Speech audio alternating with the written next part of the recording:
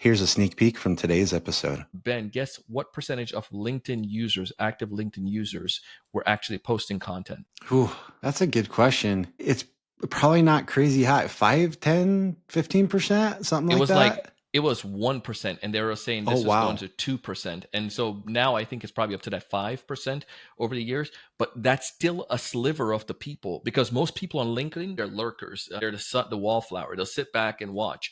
And when I asked LinkedIn, because I was a part of one of their coaching programs, I'm like, why is that? They're like, it's because of the name we had in it, professional network. Because it's professional, I don't want to say something and that my peers think of me less because I'm sharing something or posting a picture of my coffee by getting people, all thrown off. But welcome to the Content Amplified podcast, brought to you by Masset. Our goal is to help you get more from your marketing content. Each episode is a 10 to 15 minute interview with industry experts that share amazing insights to help you squeeze as much juice from your content as you possibly can. Here's today's interview.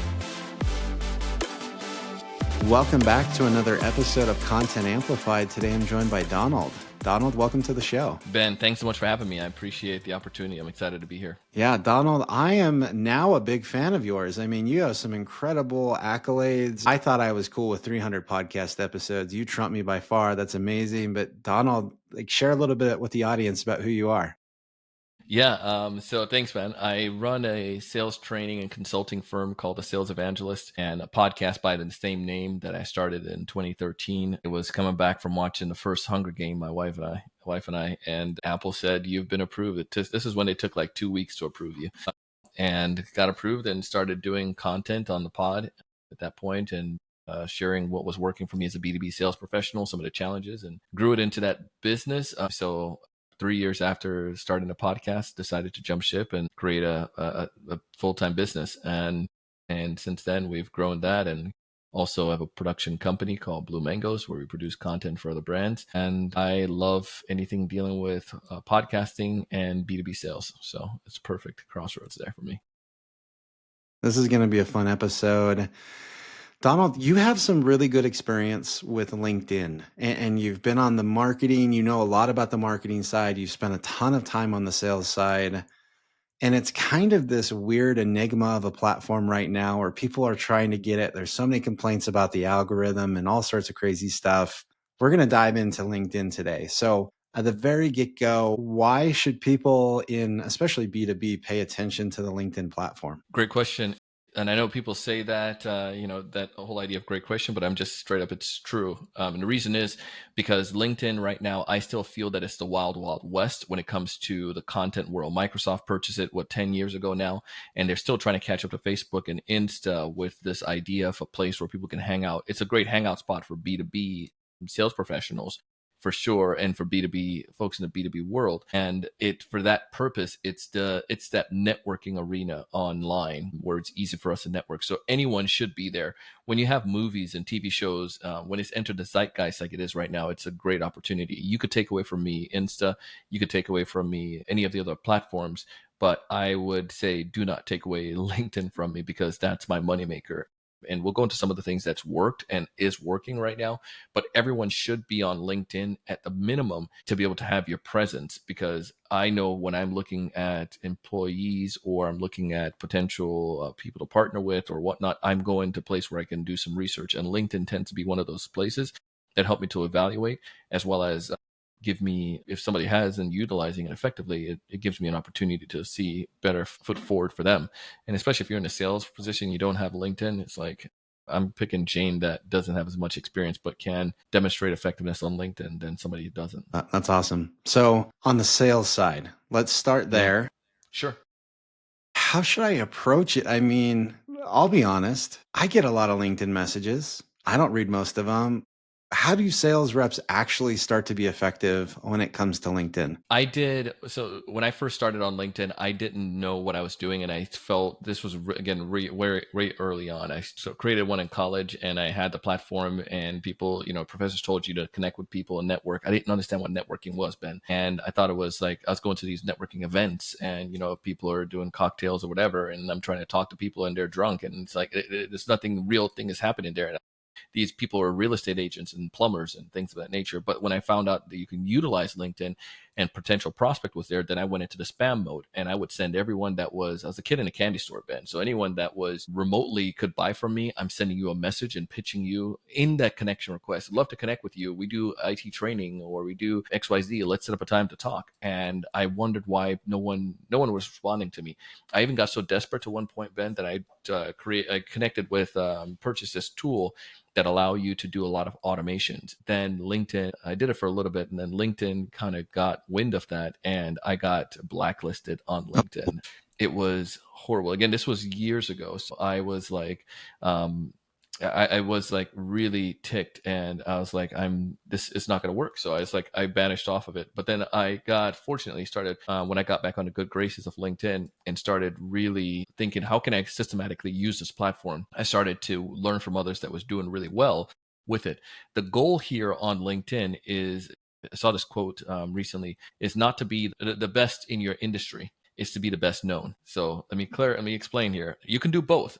Ben pulls off well, best in the industry and the best known. Let's say, for instance, that I'm not the best in my space. If I'm the best known, I have a much better chance of succeeding. When it comes to LinkedIn, now go from a sales perspective. I give a 3-step strategy: connect, share, and engage. Connect, share, and engage. Connect, share, and engage. When I look at, we have a LinkedIn prospecting course with my sales training company, and when we look at salespeople, I have them pull up the LinkedIn profile. They're probably connected with 2,000 people, and then we do an analysis just to do search in Navigator or on their general LinkedIn and ask how many of those people are your ICP. We tend to see that it's less than about 25% of their people. So 75%, they're connected with Joe from college and Lisa from the volleyball league they're a part of. And you have all these random people they're connected with, but there's not a lot of them that can actually buy from them. So the connect idea, LinkedIn gives you up to 50 connects per month, I believe, on the free version. You can 25 a day. Is that right? So 25 a day. It's a low number, but what you're doing with this, you're keeping it at a focus level. So I use Navigator, and I recommend everyone get Navigator. LinkedIn do sponsor me, but I'm just telling you, independent, if they didn't sponsor me, you can still get Navigator. If you want to know what that sponsor code is, contact me. But either way, get Navigator though. And the reason why I like Navigator, and I'm giving you tactically, you can go and search and connect with random people, but I'm selective on who I connect with. I'll send connection requests to people who are VPs of sales, who are new to their role in a certain demographic, and that have posted on LinkedIn within the last 30 days. LinkedIn give you that information in Navigator. So now my list is focused on those right ideal customers, and I'm reaching out to those people and sending connection requests to them. I'm not sending something dumb like, let's connect and add you to my network. It's like stupid garbage. And there's a debate going on whether you send a connection request without an invite or one with an invite. If you send a dumb one, then you might as well not send anything. But if you do send one that is crafted, tailored to the relevant to the person, there's a high chance of responding. And we give you a tactical idea on that. So I just saw Ben posted the 300th episode with Mary. I'm making this up, Ben, but I would say something like, Ben, listen to the episode with Mary. I had no clue you could do that with AI. Permission to connect here on LinkedIn. But now it's your baby. And again, you might say, well, I'm not going to get connected with everybody. Well, this is the whole criteria. I mean, everyone I can try to connect with doesn't post. That's why we use Navigator to find people who are posting and engaging on LinkedIn, and not the guy who created one in 1992 with his AOL account. That person is not active, but people who are active. So then now I have a much better group of people of my ideal customer, and I start building that up. So I send out 5 connection requests, and I'm giving, let's say 10 of them you send it out per day. At the end of the week, that's 50 you're sending out. At end of the month, 250 invites you've sent out to your ideal customers. And let's say you have a 50% connection rate. So you do the math there, $125, that's right. Let's say 100 of them connect back to you. You have 100 new ideal customers that actually connect back with you. And if you're doing 10 a day with this level of engagement, you can do this in 10 minutes per day, because I'm going to look at a piece of content that you have, and I'll take that piece of content and I'll drop it in chat, and I'll say, give me a summary of this information of this episode. And then I can just use that and find one point that might stand out. And I use that in my connection request invite. Or if you post something about hiring, saw you guys were hiring, I'm going to share it with my network. I have a lot of people in the marketing space, permission to connect here on LinkedIn. And I use that awkward phrase, permission to connect, because we've been programmed since kids, whenever you're asked a question, to respond, and that increases the engagement factor. So now I'm getting people to connect with me. I'm breaking through the noise already that's already out there in the ether with those dumb sales messages connecting with connected and pitching like Donald did back 10, 15 years ago. But then now I'm getting people to actually engage. And once I get them connect, share is the second step. And what I mean by this is sharing content. Everyone on LinkedIn should be sharing one piece of content per week. And here's why. When the studies that have been done, it was probably 5, 6 years ago. Ben, guess what percentage of LinkedIn users, active LinkedIn users, were actually posting content? Ooh, that's a good question. It's probably not crazy high. 5, 10, 15%, something It like was like that. it was 1%, and they were saying Oh, this was going wow. to 2%. And so now I think it's probably up to that 5% over the years. But that's still a sliver of the people, because most people on LinkedIn, they're lurkers. They're the wallflower. They'll sit back and watch. And when I asked LinkedIn, because I was a part of one of their coaching programs, I'm like, why is that? They're like, it's because of the name we had in it, professional network. Because it's professional, I don't want to say something and then my peers think of me less because I'm sharing something or posting a picture of my coffee by getting people, all thrown off. But the concept though is share relevant content. So I look at my ICPs again, because now since I'm doing this and I have 2,000 people I'm connecting with, and I'm adding 100 per month. So now over the course of the year, I have 120, let's say 1,000, excuse me, 1.2 or say 1,000 people that I added. So then now my pool is more than half of people who are my ICP who could buy from me, because now the strategy of sharing content. So then go back to your question about relevancy. What's the algorithm about? How do I post things that people want? Well, the darling for a number of years was the polls, because LinkedIn wanted to do that. And I still see I get a lot of attention with polls, but I'm not doing like the ridiculous, hey, how many of you want sales training? Or how many of you want to do a podcast? Nobody's going to respond to that. But I'm going to do polls based on questions that I might get from Reddit or things that people might have that it can be stupid simple to answer. So something like, in my world, I do this probably like once a year. Cold calling, do you think it's working right now or not working? And people get passionate about it. Like, no, it doesn't. Or yes, it does. So I'm like, all right, start it up. Or you might go something like, for instance, based on, hiring right now, do you think hiring, and it's nothing that's really leading to my product purchase, but it could be, but it may just be a conversation. When it comes to hiring, are you guys using tools like Indeed, or are you using this, or are you just waiting your network, or are you just praying to, that a recruiter can guide people to you? We use online platforms and we use Recruiter. But now I'm getting engagement. The reason why that may be important, since the majority of my people are people who could buy from me, I'm seeing a lot of these VPs talking about a platform they're using. And if they're hiring, come on, that's where the engagement factor comes in now, because they're engaging on that post. So connect, share, and engage. Whoever engaged on my poll, even if it's 5 people, I'm going to engage with them. And usually I start off with a second degree connection request and see if those that fit my ICP or my first degree that fit the ICP, and I start dialogue. Usually the second degree, I use that poll question and connect with them. Ben, saw that you engaged, saw that you're also an Indeed fan. Permission to connect here on LinkedIn. Thanks for engaging on my poll. Okay, relevancy or point of reference. I know where Donald is coming from and how this is happening. But that connect, share, and engage strategy is this one I teach teams.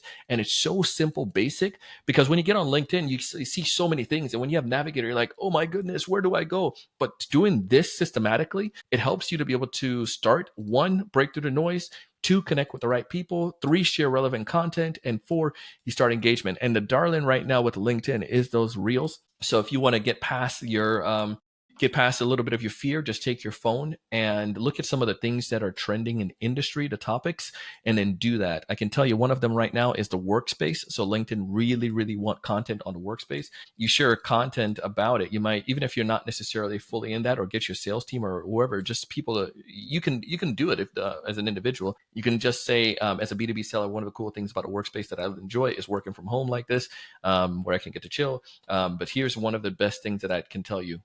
Wear comfy socks, or I don't know, I'm making something up, but you're doing something that is going to help you to, I'm focusing on my B2B salespeople that I can talk to. You may be focusing on somebody in a marketing space that you can talk to, or when it comes to, the workspace. But those are some of the areas. And then a bonus tip, whenever somebody connects back with you on LinkedIn, use the native app. And then on there, you can put voice messages. I don't know if anyone have known that, but if you can go into your LinkedIn app and click on the message at the bottom right, you're going to see voice message, a microphone, hold that down. and talk. So I might blow somebody away. Ben just accepted my connection request. I might say, Ben, seriously, I'm not pitching him at this point. Ben, seriously, that episode with Marriott was dope. I had no clue ChatGPT sucked in comparison to Gemini. Changing the game. I look forward to seeing more of your content. But now this dude is going to respond to me and start the engagement and conversation. Conversations lead to appointments. Now, the sales side, how do I transfer that now into business, Donald? I'm still not pitching. My rule of thumb is I don't pitch on LinkedIn with new people. I use that in email. So I bridge the gap with my email, and I might say something like the new AI Gemini convert. Thanks. But you're going to respond to that because you're going to remember from the LinkedIn engagement. And then in that, I might say, Ben, and again, thanks for Mary sharing that piece. While I was doing this, I noticed that you guys were hiring new salespeople. I did use Gemini to look more about the company and saw that you guys are trying to do blankety blank. Would you be opposed to, if I was to share an idea, how you can do that? And saw a blank result. But now that first email that I sent to anyone is a personalized email because everything after that could be automated. But that first one is hyper-focused. Now it tied back to a point of reference that came from an engagement on LinkedIn, and my engagement factor increased on LinkedIn with you because I didn't come with some dumb thing. I want to add you to my professional network. There we go. Donald, that is a masterclass right there. I love that. That's incredible. One quick follow-up question before we run out of time today, because I want to utilize our time really well. How does marketing help the B2B sellers and the people on there? What can they do to make them more successful? Two things. I don't do a whole bunch of LinkedIn ads, but you can do ads. And so I would recommend marketing do this, and they could tactfully do this now with sales professionals. The second component is that marketing has access to the company LinkedIn page. Some people may think that this is not that amazing, but I find that it works amazingly. And here's why. Because people who are following your company, every day you can get a report and see who are new to follow the organization. And you can also see if they fit the ICP. Those people, I get to my seller. And we did this internally where I would send them hey, here are these new folks, go connect with them and engage with them. They're really not necessarily, major hot, but my sales team can also use Navigator and they can see people who follow my company, and then they can use that as well. But marketing and sales can work on that. And if we're doing target accounts, marketing can utilize LinkedIn to target some of those accounts based on the criteria the sellers are going after. So it's kind of like this aerial before a sales rep come in and do the tactical personalized outreach. And that works also fantastic well. And you can do it by territories as whatnot. And then also you can run campaigns based on your competition, which you all know about. So if you go on Navigator, my marketing can, look at some of our competitors, run campaigns based on that. But I can also look at individuals from that organization. Point is, they can probably do this to you as well. But I can look at people that's connected to HubSpot Rep, and I can also do outreach to them if my marketing team is focusing on those types of prospects as well. We're both kind of going at it together. So there's several things that you can do there, but that company page in particular, leads that are signing up, marketing and sales can work hand in hand on those. People that are following the company can work hand in hand on that. And you have probably a couple thousand of people that already follow the organization that probably has never been nurtured. Marketing and sales can work hand in hand on that one awesomely. Love that. This is amazing. So good. I love it. I love it. These episodes are short and we have run out of time, but Donald, how do people connect with you? How do they reach out and connect with you? What are the best places and the best ways? I gave them a playbook. All they have to do is go to LinkedIn and say they heard this episode. Donald loved the episode. Just say Gemini. I'm going to be like, what is this all about, Gemini? But tell me you heard me on the show and use LinkedIn. But don't follow on LinkedIn. Do a connection. And that way you can send a note. And if you don't have any credits to send a note, just connect and we can still chat. So I love it. And if anyone scrolls down and looks at the show notes, we will link directly to Donald's profile on LinkedIn so you can find it real quick and connect. Donald, thank you. This has been absolutely amazing. Really do appreciate the insights today. Hey, appreciate you having me on our show. Thanks so much, man. Thank you for listening to the Content Amplified podcast. Please subscribe and leave us a review.